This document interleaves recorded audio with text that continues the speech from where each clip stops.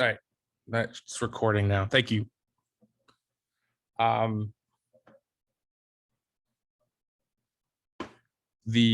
So we've got 120 volt AC. This is the most common. This is what's coming out of your walls when you plug your computer or whatever into wall receptacles.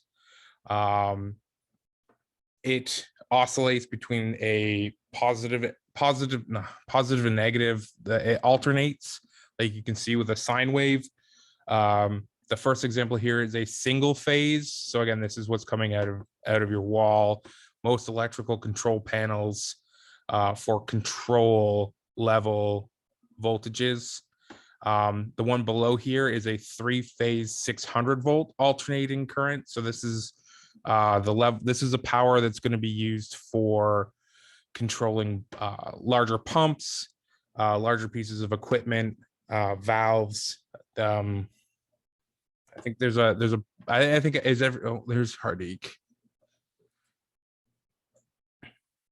Are most people familiar with AC? I know the electricians would be, the electrical engineering guys. DC current, is direct current. So there's no alternation here. It's a straight line. It's as you can see, like a battery. The waveform will be completely flat in theory. And then for PLC control panels, primarily we're going to be seeing 24 volts DC. There's a few applications where you'll see 120 volts DC. It's not very common. Sorry, any questions? This is very, very high level stuff. We're not going to get too far into electrical theory. Oh, wait, great. So providing power for PLCs. So again, for this class, unfortunately, we don't have a lab, but for the control logics backplanes that we have, that we're mimicking and that you'll see out in the field, we're going to be using a power supply. The power supply is a 1756 PA75. You guys can look this up. There's a bunch of documentation in week 3. There's a whole bunch of Allen Bradley part numbers. So you can see if I start running through a whole bunch of different parts, they're all listed in there. Again, this is going to be similar theory for other manufacturers, power supplies for racks, power supplies for modules. The 99% of them are either going to take 120 volts or 24 volts. Anything beyond that, anything that isn't is going to be like a special edge case. And we don't really touch much of it in any of the material I've had time to review. So in page 2 of the technical specifications that was included from the power supply manual, typically you're wiring up 120 volts. The wall voltage in North America is 120 volts. You will see 240 volts, which is just 2 hot leads of 120. That's found in Europe very commonly, but you do find it in some things in North America, stoves and dryers. They've got that larger circular plug. Those are 240 volt receptacles. But typically we're using 120 volt for all of the power supplies. If you had a power supply in your hand, this is what it would look like. The Slick power supplies. So some people said they've got the Slick 500s. They look very similar. They do not have that on-off power switch though. So you can see here, can you guys see my mouse moving around here? Yep. No, maybe. Yes. L1, L2, neutral, and ground.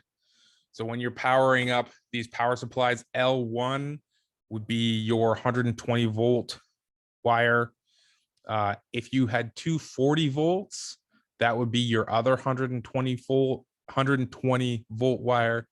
Or if you have 120, that's going to be your neutral. And that symbol is one of the universal symbols for ground.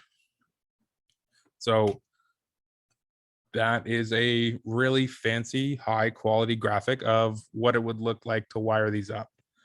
So like I said, connect the L1 hot or black, L2 or neutral to a white wire, depending on your 120 or 240 volt setup.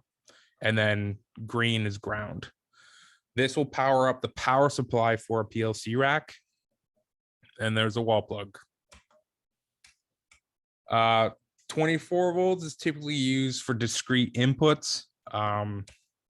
So the discrete inputs are seen as we were talking about last week when we were talking about bits being on or off. A PLC input, the discrete inputs are either on or off. So when wiring up 24 volts to a PLC input, when there's 0 volts coming into the input, it is off. And when there is 24 volts coming into the input, it is on. 24 volts requires 2 wires. So typically hot, which would be 24 volts, and neutral or 0 volts. There's not a great standard for wire colors. So typically you'll see blue for 24 volts. Sometimes you'll see blue for 0 volts. Sometimes you'll see blue with white stripe for 0 volts. And I'm talking about the wire coloring. And then 120 volts can also be used for discrete inputs if the card is rated for it. Am I going too fast? Does this make sense? Yep.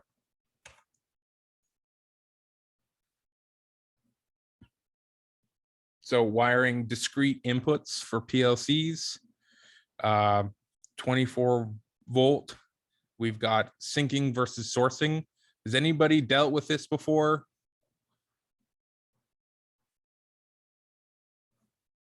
No. Have you released the smoke from different PLC cards when you got it wrong, Janessa?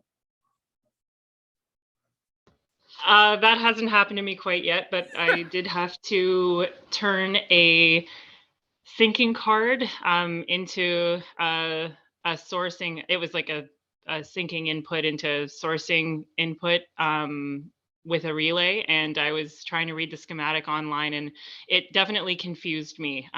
So I had a hard time trying to convert one to the other.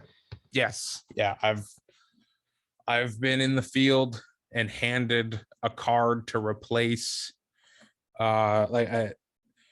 if you have a syncing card that's already in a PLC and you blow 2 of the inputs or 2 of the inputs fry and somebody hands you a replacement card, and if it's a sourcing one, it's not a hot swap. You do have to do some rewiring. So when you're dealing with designing panels, when you're looking at speccing cards, especially if you're working on an existing panel, it's very important to be able to look at the part number and look at how the cards are wired when you're replacing cards, when you're adding cards.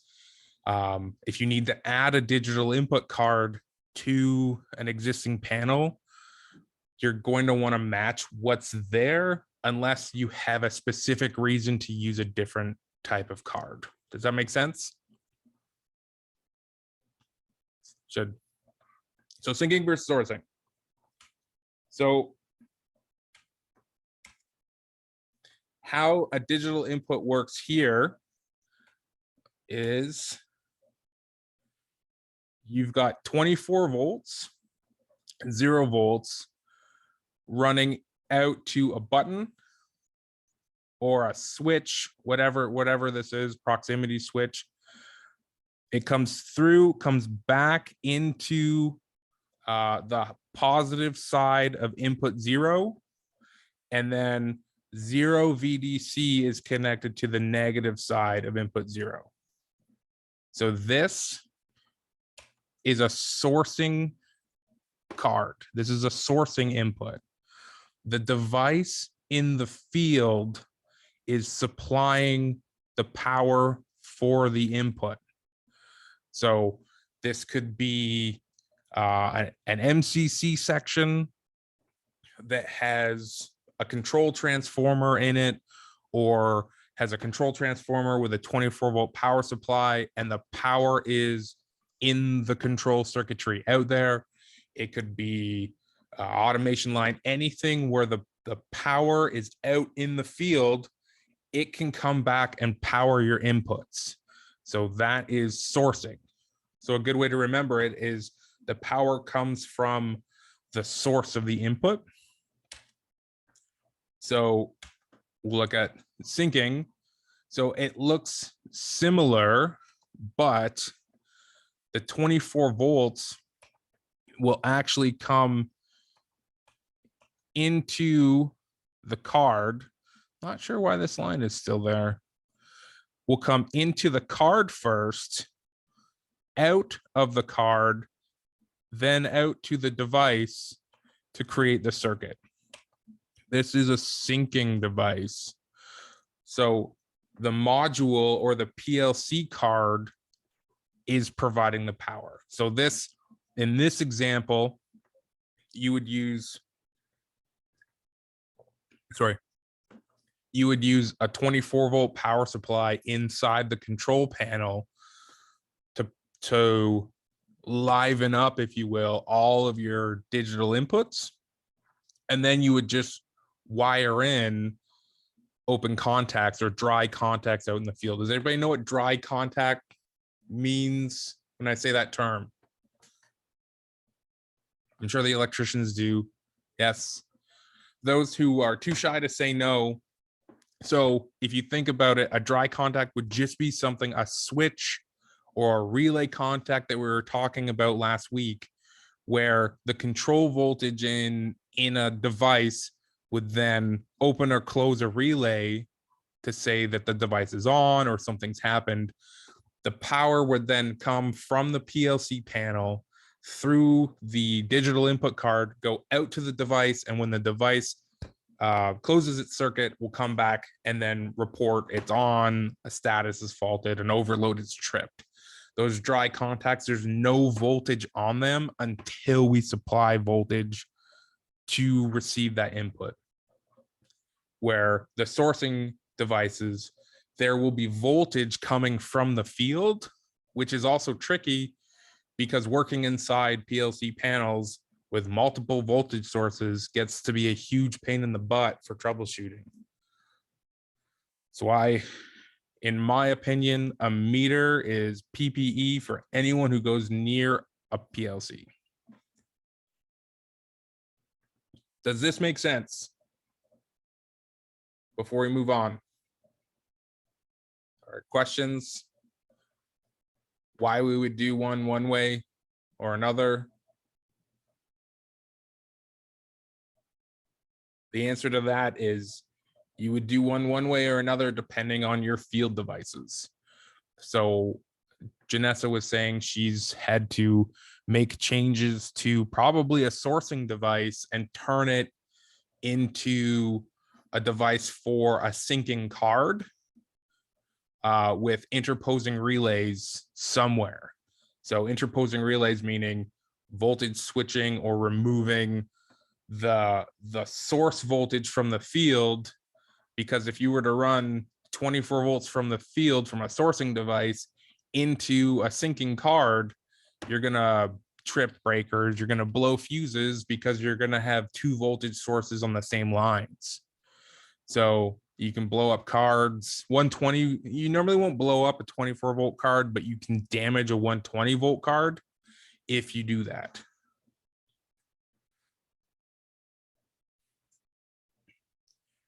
Would NPM be syncing and PNP be NPM and PNP? You are testing my transistor theory. I don't have a quick answer for that. I'm gonna write that down and I will Google that because there might be a different thing we need for NPN and PNP.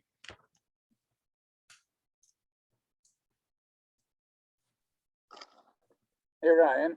Yeah. So if the PLC sees the 24 volts going into the input, that is considered syncing. Well, the Let's say the PLC resistor turns on, right? And then there's 24 volts back to the input. Is that syncing? sorry, can you repeat that? Let's say a sensor comes on, right? Yeah. And then there's 24 volts going back to the PLC into the input. That is considered a syncing module. So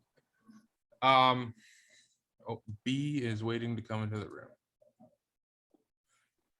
If the source of the voltage is coming from the field device, sorry, for syncing, if there's a 24 volt panel or power supply inside your PLC cabinet and the 24 volts goes into the card and then out to the field, if you're wiring up just a normally open or a normally closed dry contact on your device in the field, that's going to be a syncing device and a syncing card.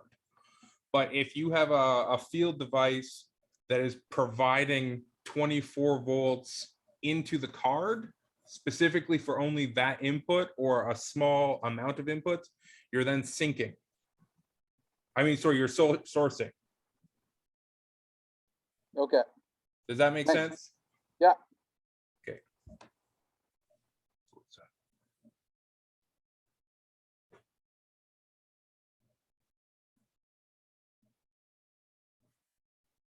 I wrote your question down. I'm gonna Google that on a break later. Once you got, I'm gonna get after the presentation. I'll circle back to that because I'm gonna have you guys try to connect into the open access computers. Addy.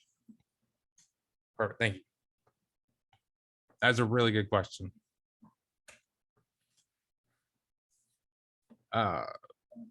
Analog PLC inputs. So there's a couple of different types of analog devices. So it says here at the top, it says wiring 120 AC to an analog PLC input. So that's going to be what's called a 4-wire transmitter. So if you see channel 0, oh man, this slide is a little confusing. I'm sorry. So channel 0, which are inputs 1 and 2 here, what this is showing is a signal generator coming into the PLC. So that's actually a type of meter that an instrument tech will use to calibrate some inputs. They'll actually source 4 to 20 milliamps into different cards or devices to test the lines. So that's channel 0. So you can see, oh God, sorry guys, I wish I'd edited this. 0, the way that's wired across. This is a standard wiring diagram for Allen Bradley. Back over here. Oh my goodness. Channel 1 is a 4-wire transmitter. So that means that device receives power elsewhere. So that could be 120, that could be 24 volts. And then the 2 wires going into the PLC are going into input 2 and 3. Why is it going to in 3? This is confusing. I'm sorry, guys. And channel 3 is a 2-wire device. This is what's called a loop power device. So the loop power, you need to source 24. So typically you'll use like a 24-volt power supply inside your panel to run out supply power to your transmitter. You'll see a lot of these in inline pressure transmitters and temperature transmitters, where the 24 volts will run out to the device, come back into the card, and you'll also end up having to loop down to 0 VDC to complete the circuit. The source current limited to allow the module to power the 2-wire transmitter directly without the need for external power supplies, like a 4-wire transmitter. So a 4-wire transmitter is going to be a larger flow meter or a chlorine analyzer, something that requires 120 volts. It could be doing a bunch of other stuff as well, where typically a 2-wire transmitter is only your analog signal. Like I said, inline pressure sensors, temperature sensors. This is a great slide. Are there questions about this? This is not a great slide. I'm gonna have to rework this.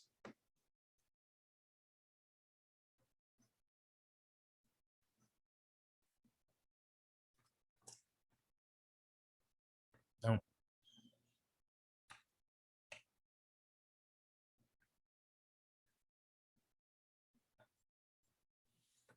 So,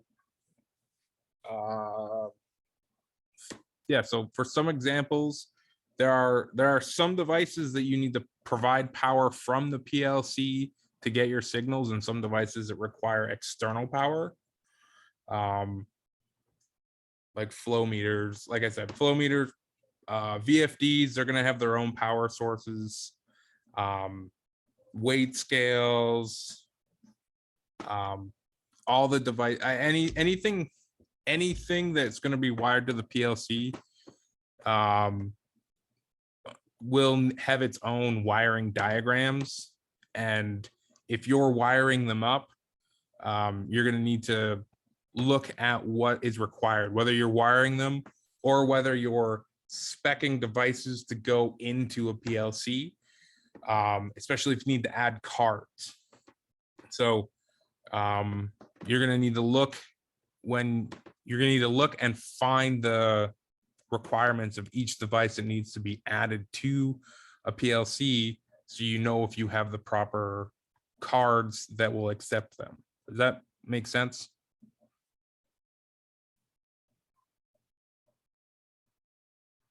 Okay.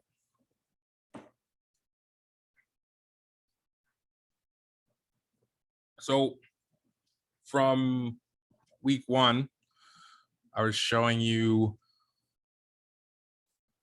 PLC backplanes.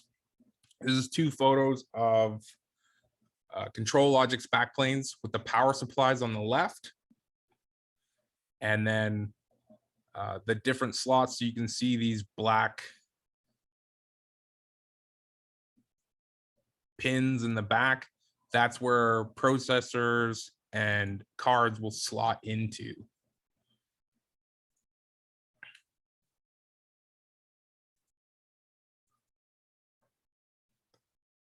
So the cards, they receive their processing where their process is powered through the backplane. And then the sensors, the circuitry inside of the cards that read either the 120 or the 24 volts, that is a separate power source. So when you power up the chassis or rack, you're supplying 120 volts to this power supply, and then the power supply will power up the backplane down this back bus to all the different cards. So the back plane is how the processor will receive information. And it's also how communications are sent between the different cards that are required.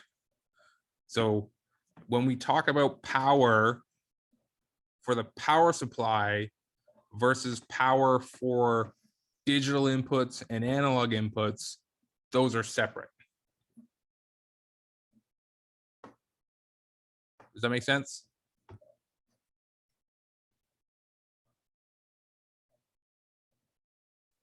Yes.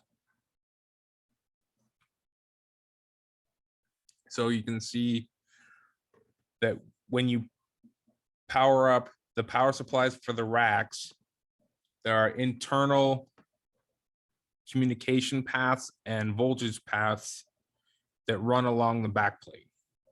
So this is where, again, the processor is going to be able to connect into the cards, all your different digital input cards, digital output cards, analog cards, Ethernet communication modules, specialty modules. All of communications is done through these backplanes. Well, and then it's important to remember here that these racks always start at 0. Allen Bradley, every slot furthest to the left is slot 0.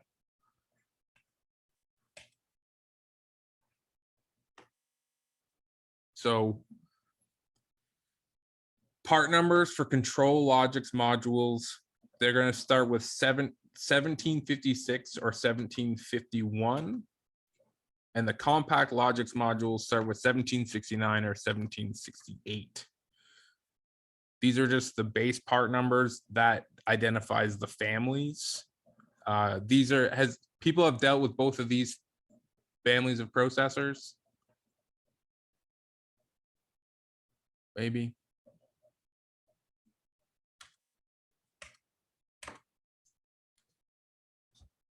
When you're reading the part numbers for the control logics, you'll see 1756. This indicates a control logics module. I indicates it's an input. This particular one indicates that it's a discrete input, and B would be a DC discrete input. And then 8 indicates the number of points on that card. For a discrete output module, again, 1756 is control logics. O indicates it's an output. B indicates that it's a discrete. This one is also a DC module. And 16 indicates the number of points. Does everybody know what that means? Points being, this one will have 16 digital outputs available on it, where the last one here would have 8 digital inputs. So you can get cards of different sizes, different number of inputs. For this one, if there was a V, it would indicate, instead of a B, would indicate AC power for the digital outputs. W's are relay modules. They can do either or voltages. For analog input modules, again, 1756, I indicates input, F indicates analog, 4 indicates the number of inputs that you can have. And then the analog output modules, control logics, output, analog, 8 outputs. Are there any questions about identifying part numbers, how these are read? People, you have experience looking through manuals to spec parts?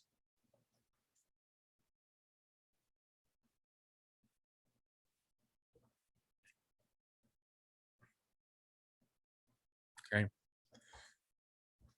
This is a pretty quick presentation this week. Going to jump out of this and open a couple other documents.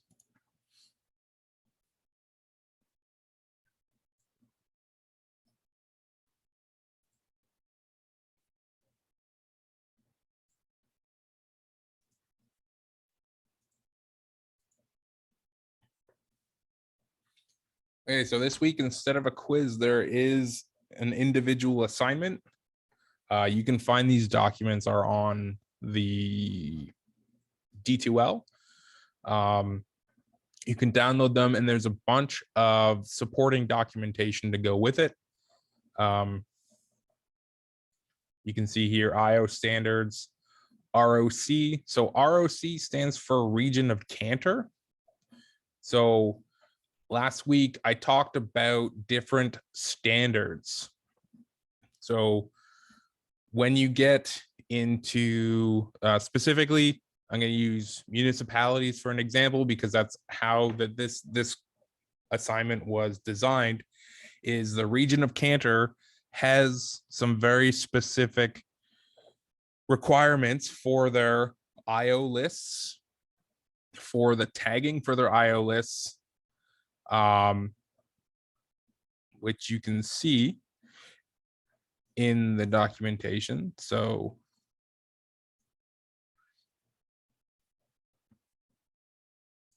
here. So I know we've kind of flew through the different types of cards and how to wire them. And we're going to get into how to access. Does everybody have access to the yeah, everyone should have. Has anybody accessed the open access computers yet for another one of your programs?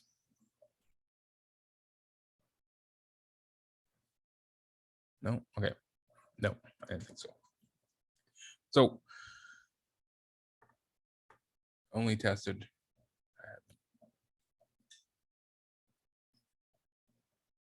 No. All right. We'll get to that. We'll do that step by step after this. I'm going to go over the assignment. So in this assignment, you're going to prepare an updated IO list to provide programmers and electricians information on the new signals to be added to a PLC. So the idea is you have a PLC and you need to add inputs to it. So the IO list will be submitted, should demonstrate an understanding of the different signal types, the client-specific tag naming structure, and the client-specific requirements for IO placement.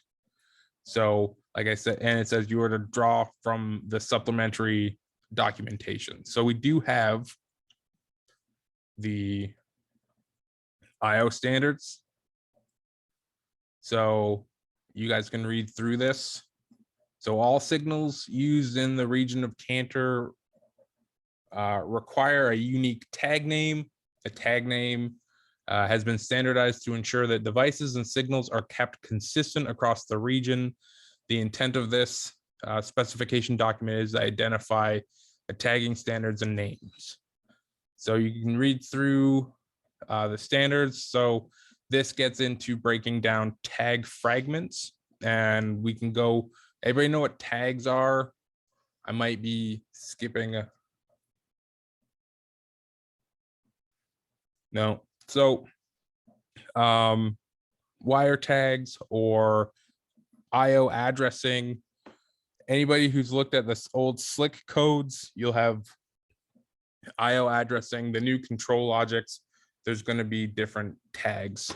We'll get that. We'll all demonstrate that once we get onto the open access computers. For this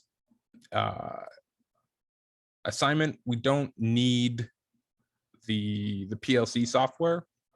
There isn't supplemental PLC programs for this. You'll just need to read through the documentation here.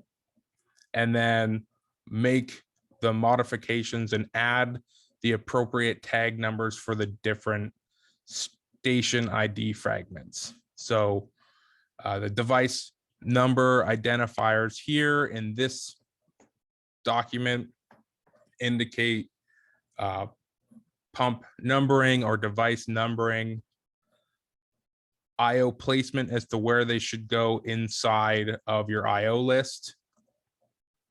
Your IO list is a simple document, but as a programmer, it is the most important document. So it next to electrical drawings, and I'm sure the millwrights and the electricians can attest to this, the IO list tells you exactly what each one of the inputs and outputs are doing in your controller. If you are unlucky enough to receive a PLC or a machine without the PLC program inside of it, there's a very good chance that you're going to be able to get access to the software running on the PLC, but you may or may not have any descriptions or any idea what they're doing. With the IO list, you are able to figure out what information is coming into the PLC. So as your digital inputs, pump running statuses. Sorry. Good night. Sorry. What information is coming into the PLC, whether it's pump statuses, valve statuses, what information is leaving. So pump start commands, valve open commands. Here for analog inputs, we're going to have flow indication, pump speed indication, station temperature, pump speeds. If you know what's coming in and leaving the PLC, you can then back solve the logic. It's a tedious task, but you need the IO list. So this assignment is take the existing IO list, add, which is online. Oh, sorry. That is, and you're going to be adding the information from this spreadsheet once you fill it out into the appropriate locations in the IO list. So section A of the assignment is to look through the standards documentation and figure out the device abbreviations, your station numbers, the device number, and appropriate abbreviations for the tags. Sorry, I just closed the IO list, and I apologize because I wanted to show you what I meant by tags. So here, what we're looking at is a rack number. So just like the PLC racks that we were talking about, each PLC panel that you're working in could have multiple racks. I've seen some panels I've been in have had 5 or 6 racks, especially when you get into redundancy ones. So rack, module or slot, and then point. So in this rack, the 0th module is a 1756 L71. That's a ControlLogix L71 processor. The module 1 is a ControlLogix ENBT. That's an Ethernet communications module. There's an N2. This is actually just a slot filler. So there's a spare slot. The third slot, the third module is a ControlLogix digital input card. There's another, and then each one of these are your digital inputs. So we know if we were to go into the controller that rack 0, module 3, input 7 is reservoir low level status. It's a digital input. That's your signal type. And this is your signal tag name. So inside of the standard documentation, which is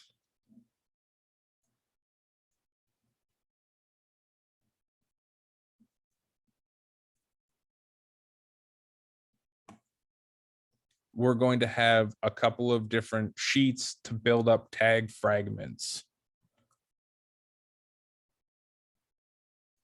Sorry, I had all these open and then they closed. So we can see here that under the signal abbreviations, we have different types of devices have already been assigned different types of signal abbreviations. So a flow indication is a analog input. Its signal abbreviation is FI, flow input. Flow command, well, that's going to be an analog output. It's an FP is the signal abbreviation. The idea with standards, and don't make me like these standards that were created for this assignment, I think they're used in a couple of spots throughout the program. They're just made up for the purposes of this. Every end user will have a different standard. The idea of a standard is so that inside of a specific facility, everything will have the same look and feel. One of the worst things, and something that a lot of end users are working away from, is if you have one company coming in and does work on your system and then another company comes in and they do work in a slightly different way, you end up with this mix mash of a bunch of different coding styles. People name things however they want. They throw them inside portions of your controller that don't make sense, and it becomes very difficult to troubleshoot. So one of the things that all the industries are working towards is learning and teaching how to set up different standards and how to work through and what to expect when you're dealing with other people's standards. Does that make sense? I know this is a lot.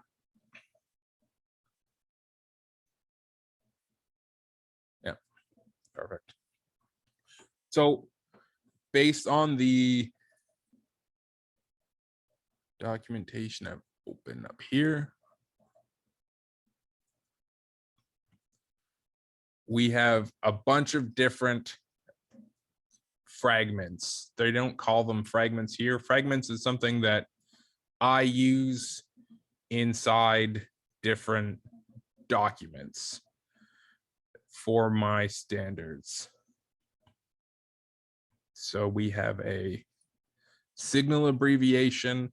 So inside part A, what you guys need to do is fill in your device abbreviation based on the description of these inputs. Fill in your station number based on what station that we're at. I'm pretty sure the station, yeah, it says right here, the station is 100. So if you have multiple sites, you would actually have, again, I'm going to say fragment a lot because that's what they're called in the standard for my municipality. You have your first fragment identifies what location you're at. We've got 31 different well pumping stations. So the first fragment indicates which one. The second fragment will indicate a device, a well pump, a booster pump, a specific flow meter. So that's what we're trying to emulate here.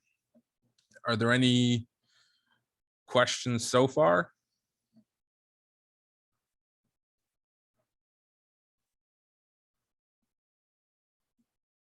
No.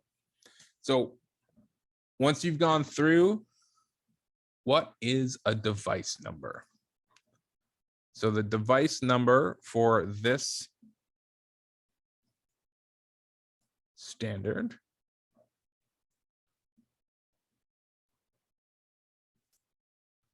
device numbers are equipment identifiers that help differentiate different subsections of the process area. Devices grouped nearby each other will have similar equipment identifiers. As an example, a pump connected to a reservoir will both share the same equipment identifier, given that there are no duplicate IO between them. Straightforward, right? Is it? That was sarcasm. Sorry, that might not come across well. The device, if you have 5 flow meters, let's say, if you have a well pump and you have a discharge flow meter and a waste flow meter, you could have flow meter 1 and flow meter 2. So for this standard, we have a major identifier of 1 and a minor identifier. It's really just try to teach you to go through the different clauses in the standards and see if you can assign them. So your device number is here inside of the IO standards documentation.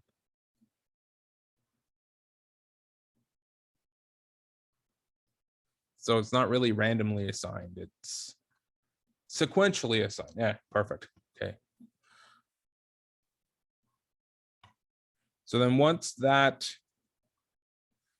you've filled in this table,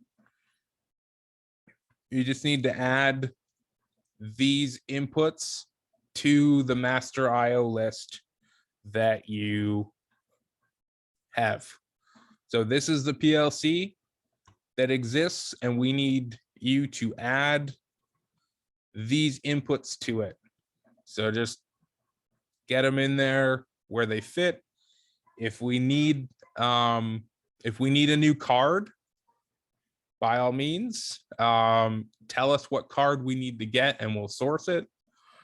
Just make sure you identify the card and the slot and make the modifications to the IO list as required. Make sense?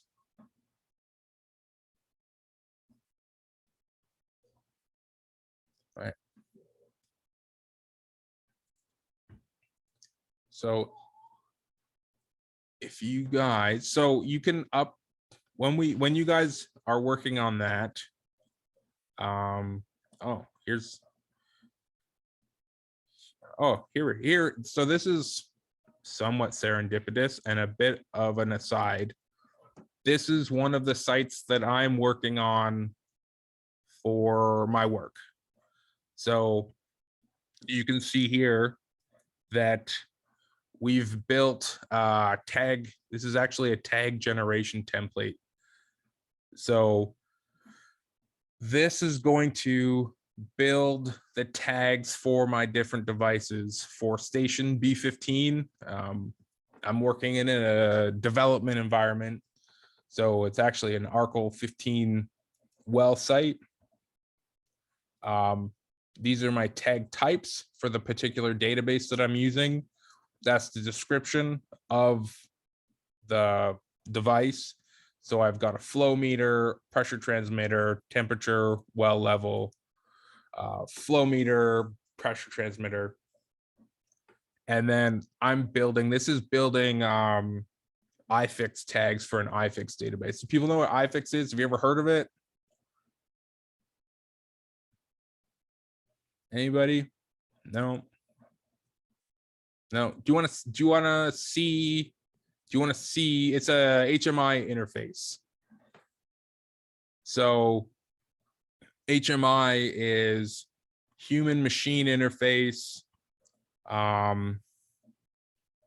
So I'll quick run through some more of this. So what we've set up is we fill in all the different information we need for our database entries for these different devices. So these analog signals, you're going to have a tag fragment. So G001 is a well pump flow meter, a well pump pressure transmitter, building temperature, well level, recharge pump flow meter. This is a weather station, pressure, temperature, wind speed, humidity, rain gauge. And then G001 is a well pump, and RSP1, that's a recharge pump. So based on templates we have here, so a pump template, these are all the different individual tags that could be used. So tag is a single piece of information.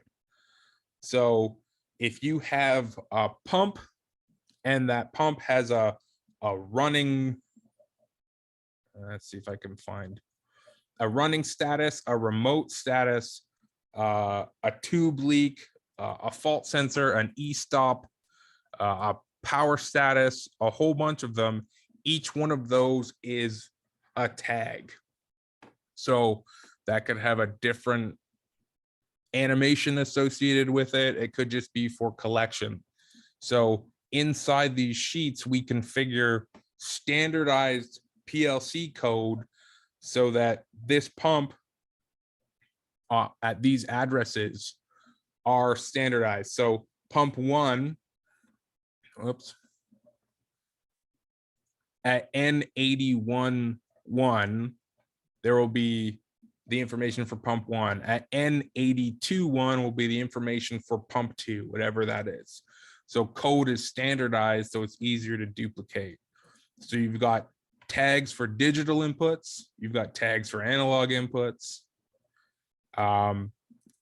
Again, these are analog devices. So you've got mins and max information, totalization for flow meters. So there are lots and lots and lots of tags. And when we get into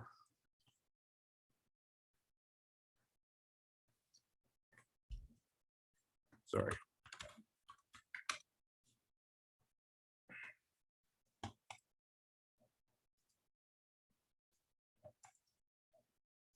An interface. Let me restart this VM.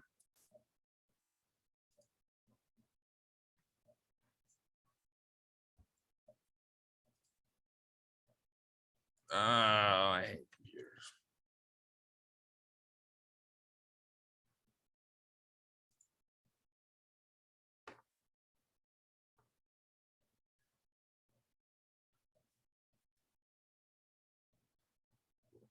Sorry.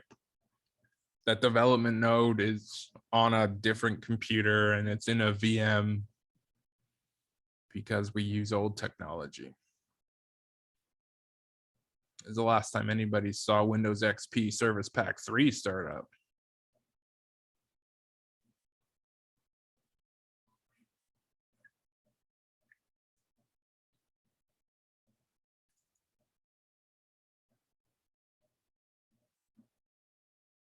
Yeah. Yeah, it's a security issue.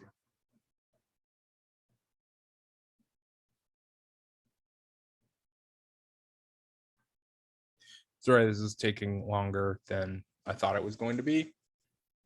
My demo mode expired. So iFix is a old software. It's been around for 20 or 30 years now. And this is an example of the Guelph Water Services automation system. This is again a development environment, so it's not live, but every one of these buttons is associated with a different site. I'm not connected into it, obviously, from home, but what's an example? Whatever. Here's S1A. So this is kind of the sandbox. If I were to say programming sandbox, does everybody know what that is? So it's kind of there's an example of one of almost everything that we could use throughout our system. So we've got well pumps, silicone pumps, chemical pumps, booster pumps, different types of valves. So when we need to add a new one somewhere else, I can take this example of a well pump and duplicate it elsewhere. So when we get into tagging and you get further into like standardization, when you want to standardize something, you want to be able to know that every time I create a well pump, every time we deploy a new pump, we can just copy and paste this graphic, open up this window, and our running statuses, our modes select, they're all in the same spot. And without a standard and without programmers to follow that standard, it makes troubleshooting and deploying new sites very difficult, because if every site was just a little different, it's way more work. So it's really important to know where you want all of your devices statuses to be, and to write all of that down so that the next programmer who comes in, especially for municipalities where work is done based on tender, you could possibly get the lowest bidder, not the most qualified person in. So more and more industry is moving towards highly standardized code so that you can tell a programmer exactly what you want, and if they don't deliver it, you've got documentation to fall back on. Kind of becomes contract stuff at that point. But does this interest people? Does this make sense as to the long game for standardization and why we're going through it? Any questions?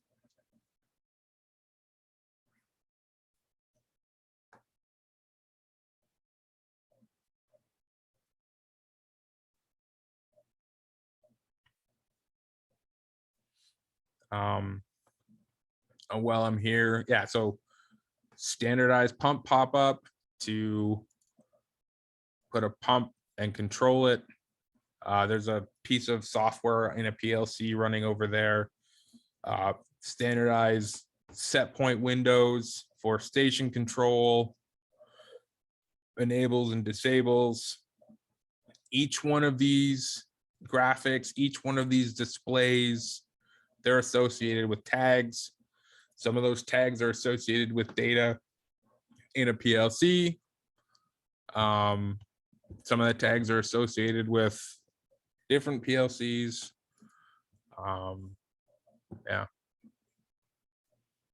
Standardized analog pop-ups with trending, alarming, high, high, high, low, low, low alarms. There, I've digressed enough.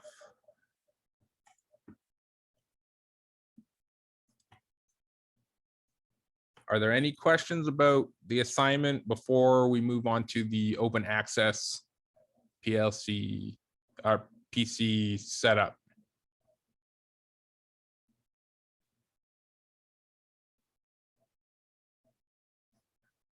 Okay.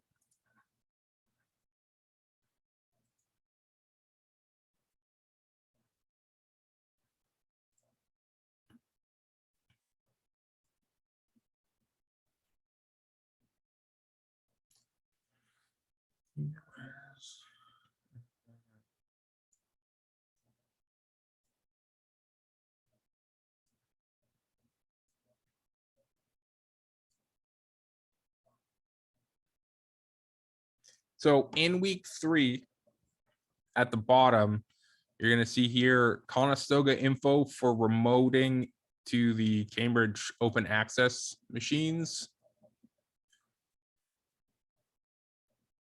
So this link will allow you to connect into a bunch of terminal servers with access to software. So the first thing you have to do is you must download the Conestoga's version of the Pulse VPN client. So it does have to be this one. So don't go to Pulse and download their generic one. You're gonna have to go through and download the Pulse VPN client, and download it for the operating system that you have. Mine was the 64-bit one. I believe one of you, it might have been Corey, said he was working on a Mac. Obviously, download your Mac and install. You'll just go through, do all the standard stuff. I already have it installed, so I'm not. I clicked repair. Great.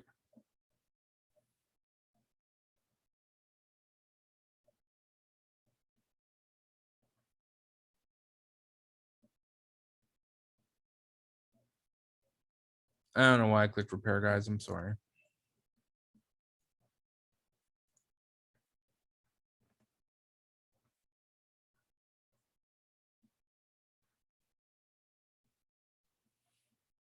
Do people use VPNs for work at all?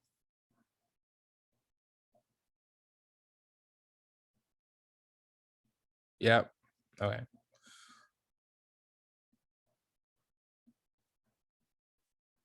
So one of the things to be aware of is sometimes VPN clients don't like living on the same computer as other VPN clients.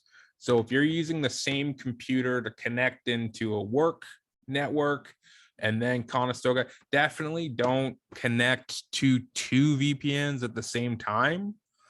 But I have had issues using my work laptop to connect. If I were to connect into, when I was at an engineering firm, if I were to connect into one of my clients' sites to do service work, and they were using Dell Sonic Wall, and then I had to use a different flavor of VPN, whether it's Cisco or whatever. Sometimes I would have to restart my computer before I could use one of the other ones. So one of the things, the like old tried, tested and true, if it doesn't work the first time you try to use it, turn your computer off and back on again, and it might reset some of the permissions for your virtual networking in your operating system. Yeah. So once you've added in or downloaded the Pulse Secure client, Pulse.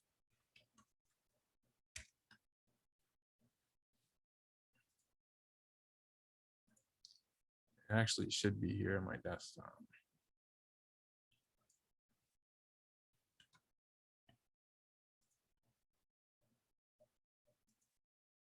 Don't.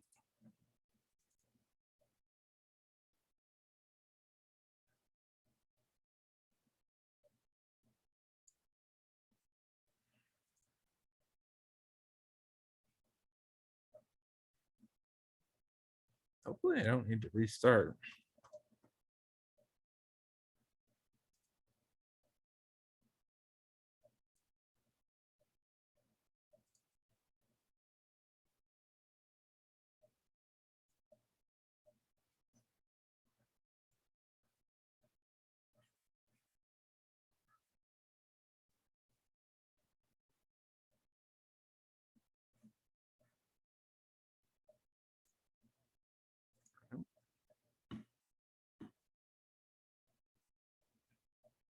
So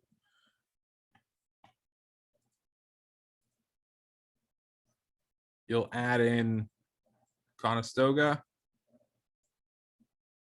Once that's in, you hit plus, add in the information as it shows, click connect.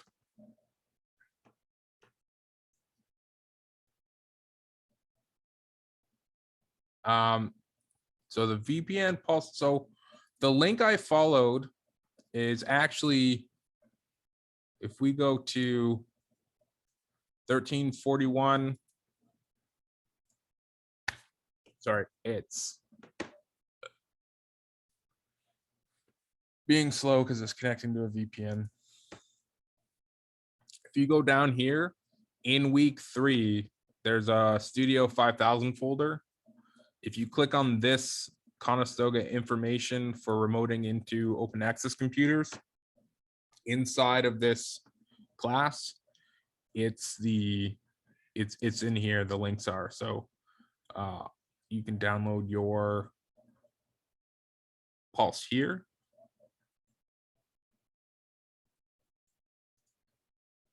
Does that help, Olu?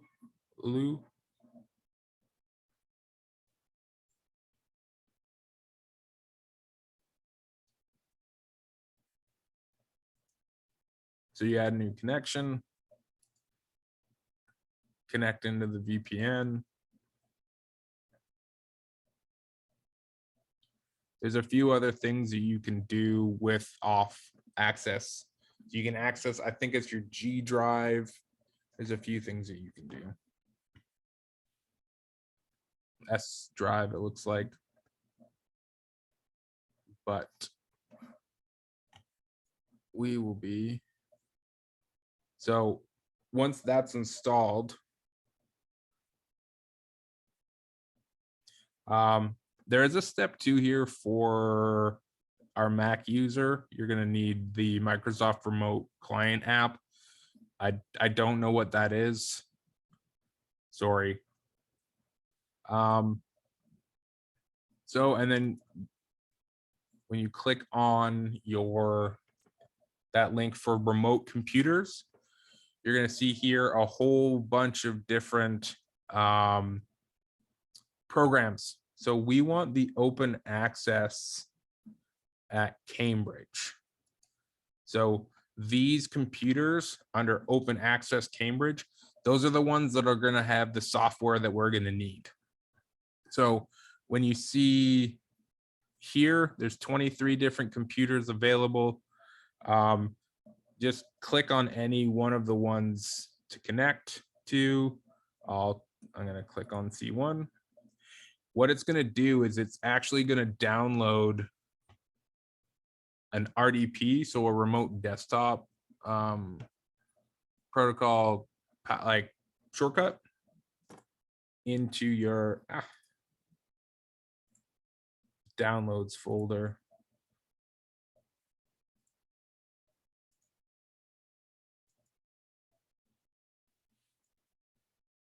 So that's going to be your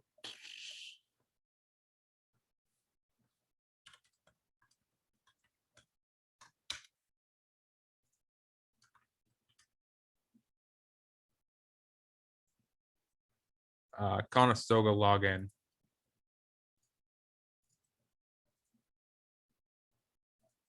Use a password manager. Does everybody use a password manager? Is it the same login Yes. that we use to enter eConestoga? Yes. So that's going to be universal for if you're at Conestoga, the same one for your email, all that. So it's the same login. So mine's rcostello@conestogacity.on.ca. Yours will be your username, and I think it has something to do with your student number at conestogacity.on.ca. So Yes. every day, so these computers are terminal servers. Does anybody know what that means?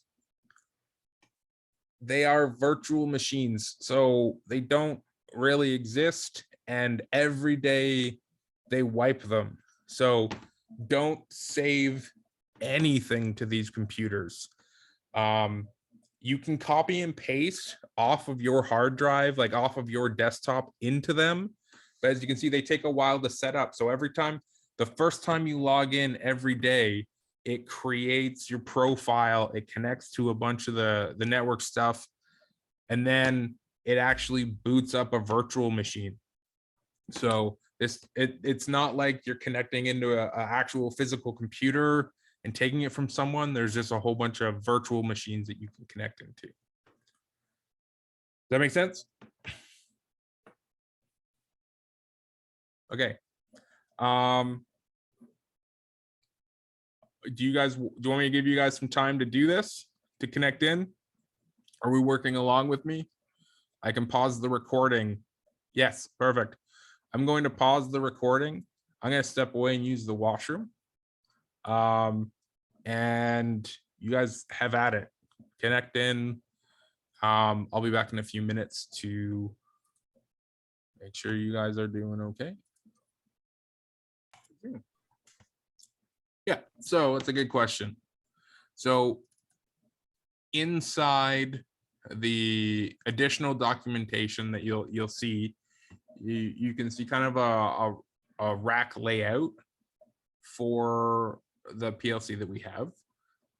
You can see where there may be spare slots or not that could fit potentially new cards that are coming in. So you have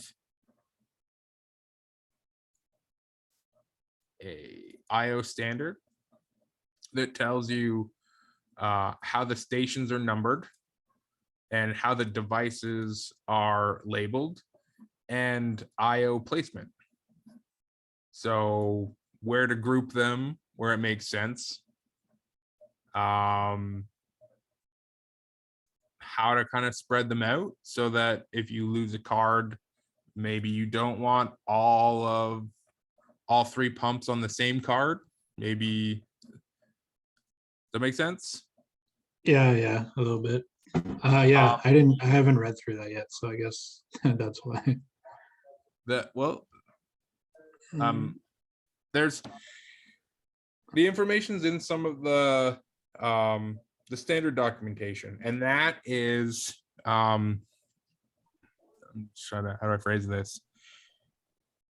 If you start programming and you end up working for a client who has a standard, and you ask the client questions like, how would you do this? Where do you want this? The end user will just point at their standards because there could be hundreds and hundreds of pages. So what we're doing here is it's simulating, you've got a PLC and you need to add some stuff. Can you add ROC to the assignment page? Is it not there? I thought it was. If it's not there, I apologize. You as a student. It's in the content area. I can't find it on the actual assignment itself, though.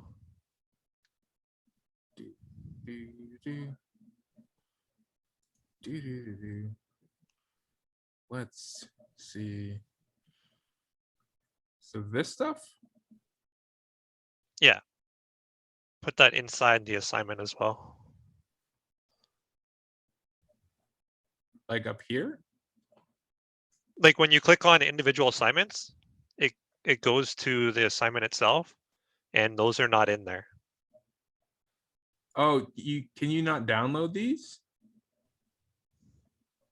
You can. It's just that it's because it's separate. It doesn't look like it goes together. Let's see.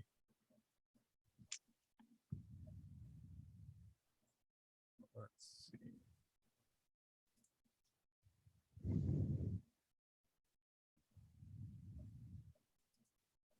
I'm recording. Okay, so again, overview of what we're doing for the assignment is you have a station. You have a current PLC. It has the current IO list that has been provided. You have this guy. So you've got pump 1, pump 2, pump 1, valve 1, pump 2 commands. You've got all of this existing IO, all of these existing devices. You need to expand it. You need to add in pump 3 and some other signals.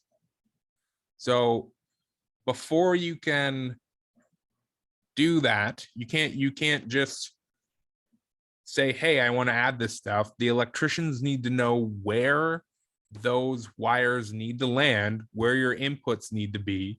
So you need to update your IO list, and your programmer, they need to know what the tags need to be for that device inside the PLC. So you can do all of this on your IO list. So what you guys need to do is, based on the standards, the documentation that has been provided to you, we need to create some device abbreviations, some tags for pump 3, for the reservoir statuses, based on what we've given you to build the tag fragments. So pump, station number, device number, signal abbreviation. So an example of those is found in, sorry,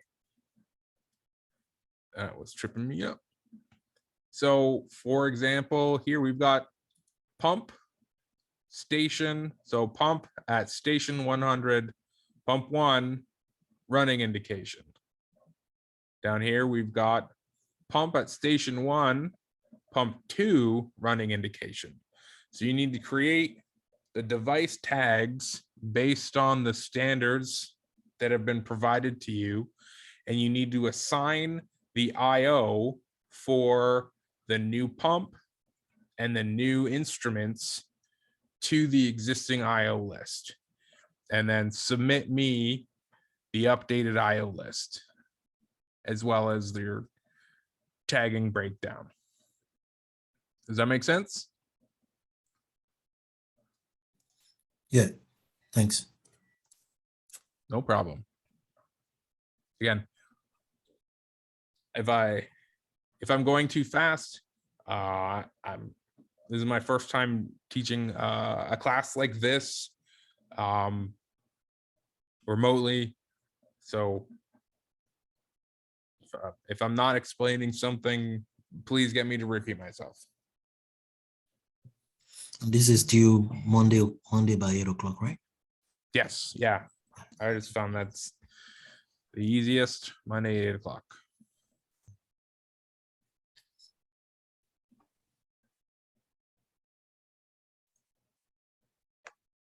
Hey, Ryan, when you referred to a card, I think you said you wouldn't want like the same input or something in the same card. On the spreadsheet, does that translate to module? Yes. Okay. Yeah, so card, module, they get used interchangeably. That's one of the big problems with PLC stuff, is every manufacturer calls something else. And even in Allen Bradley, if you buy a control logics card, you don't buy a compact logics card, you buy a module, because they decided to name them that. And it seems arbitrary, and I believe it is. Okay, thank you. Just like in industry, you'll hear people say PLC for programmable logic controller, PAC for programmable automation controller, RTAC for real-time automation controller, RTU for remote telemetry unit. There's so many dang acronyms that mean the same thing. It's frustrating, and it's really hard for people to try to get into the industry to absorb and understand jargon. There's a funny,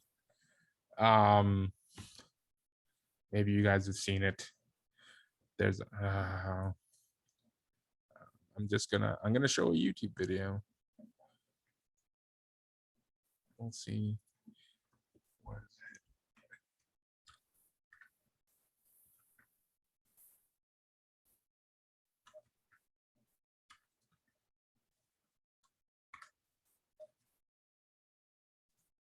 Maybe you've seen this.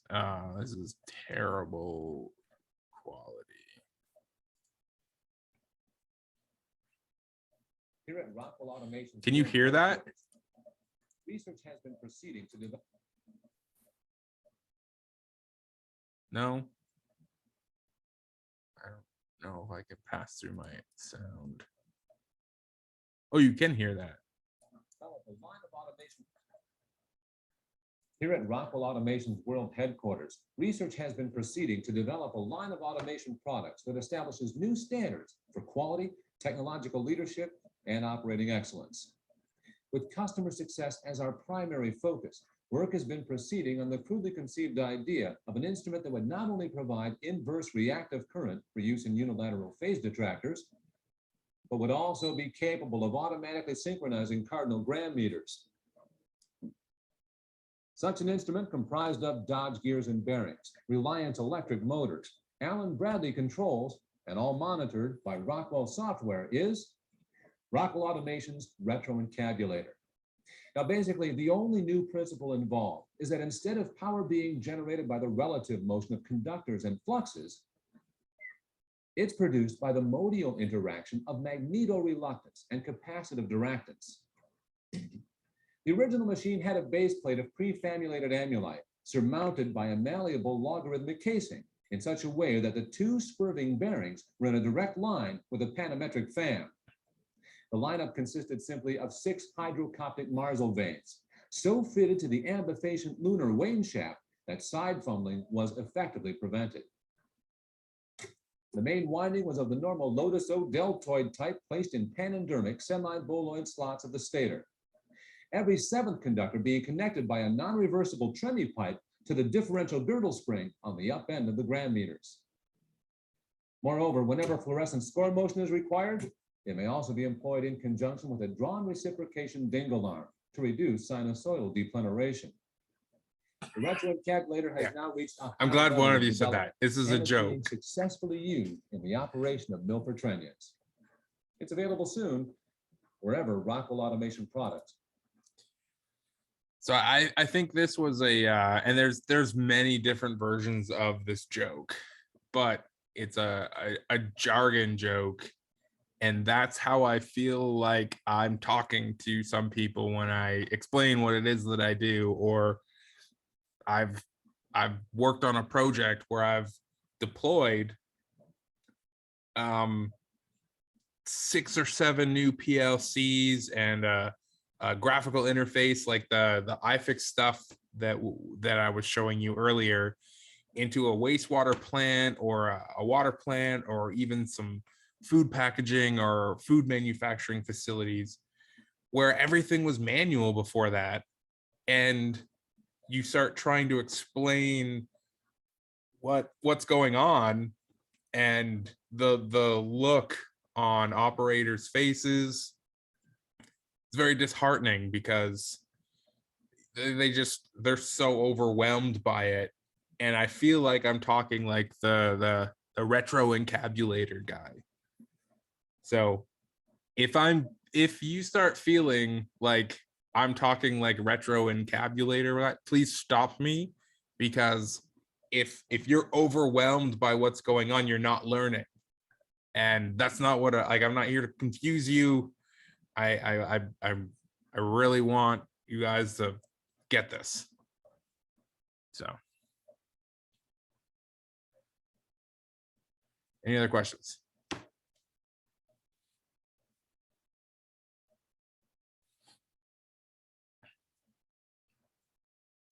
I'm just gonna sit here for a bit and try to figure out this Teams thing. Somebody dropped off.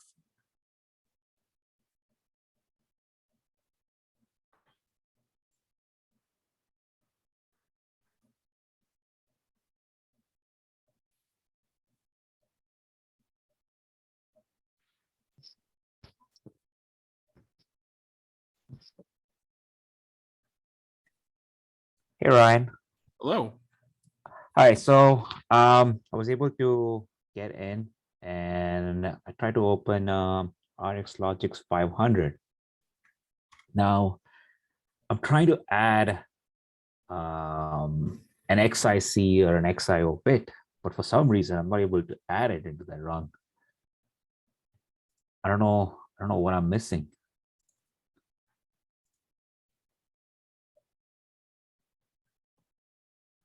I'm just playing around right now with the software. Yeah, no, play. It's Unless your company owns this software, it's not something that's easy to come across. So with a blank program, you pick a processor. If you're dealing with 500, it'll show up as a blank program and you only have a single ladder. So this is how far you got. Yes. So first thing you need to do is add rungs. So you can add rungs, and then up here, this is kind of your programming palette. So if you want to add in XIC, XIO, and an output, you can click on them and they'll show up.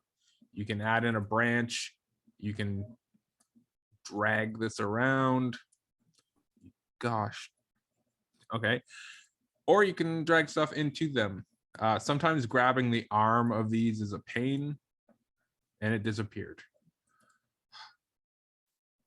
But you should be able to there drag things around.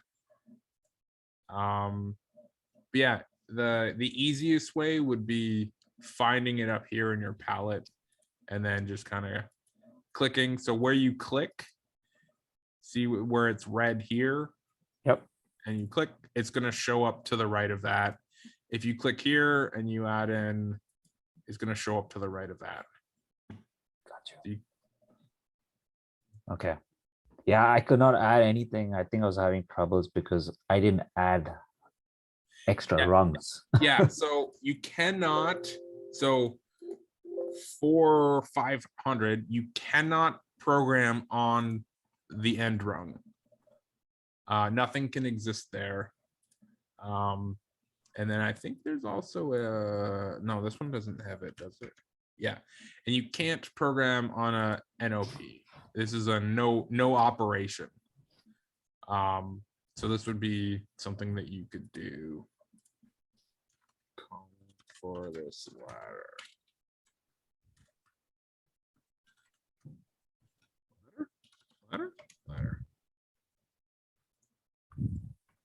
So actually, you know what? I lied. You can add things here, but nothing, it won't output anything. And then before you would be able to do anything, you would actually have to assign bits. So there's a couple ways for 500. Is it 500 that you use at work? Is that why you're playing with 500? It's yes, a mix of 500, 5,000. Yeah. So with 500, you'll have to assign bit addresses to all your bits before you can move on. So you can do it in a couple of different ways. So you can open up your data tables and you can just click on the one you want, drag it in, or you can type on here. So you can go B3:0/13. Or you can even grab that address and drag it and then edit this one. So I have a question on that. So you said B30-13. So B3 is the variable type that is binary. Yes. Right. What is 0 and then 13? 13 would be bit 13, but what is 0? Is What do you that the think it is? double word 0? Is it double word? Ooh, not double. It's the word. So Word is 16. Yeah. Yeah. So what we got here is we have a word. So B3 is the data table. So we're binary table 3. Now it's just table 3 because by default for a slick, 0 are outputs, 1 is inputs, S statuses are 2, and then 3 are binaries. T4s, C5s, these are timers, counters, control registers for internal stuff.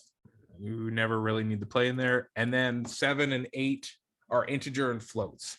So these are just the very default, and each one of these only has a single instance.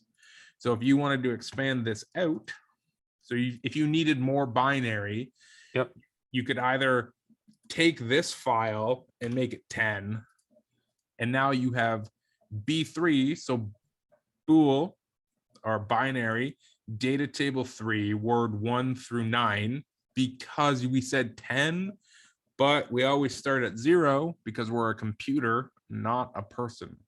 Yep. So now you can add more words. So Gotcha. here, if we wanted be heck, you could do this. So N70/0. So because an integer can be either a decimal or binary, you can actually map to a bit. What's FW over there? This one? In the data table besides 15. Here, oh Yeah. So that's so here we're looking at element only. For this is going to be a binary, and that would be full word binary. So that's just word, I think. Okay. I think, you know what, I've never noticed that. I don't know, like if it's like a something has to do with the address or something like that. Like if all the bits are being used. It only shows up. It only shows up when I'm showing you. Okay, so it won't show up in just the data table for the values. So you can see here, I can see all these bits and I move them up here. It only shows up when you check usage. So a really important thing when you're looking for, let's say you need to make an edit inside a 500 program. Right. You're like, what can I do? Where can I need to add a bit somewhere. What's free? Hit usage. And you can see here, all of the ones with an X are used in the program somewhere. Now, my guess is FW is only shows up when we're showing usage. The full word isn't being used. But when you look at it as an element, as the whole element, it's an X because one of the bits is being used. So I wonder if I've never seen that before. That is I've never noticed it. So I wonder if it'll show up. Okay, let's see here. What does that mean? Now you've got me wondering. I've been doing this for forever and I've never asked myself that question.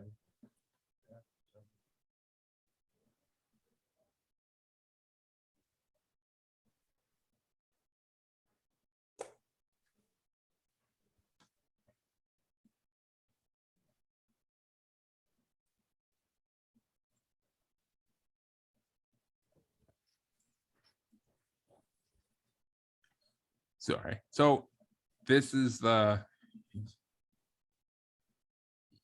How did you pull this up? Where did you pull this up from? Help. Oh, help. Oh, gotcha. Or the good old F1 key. Here's a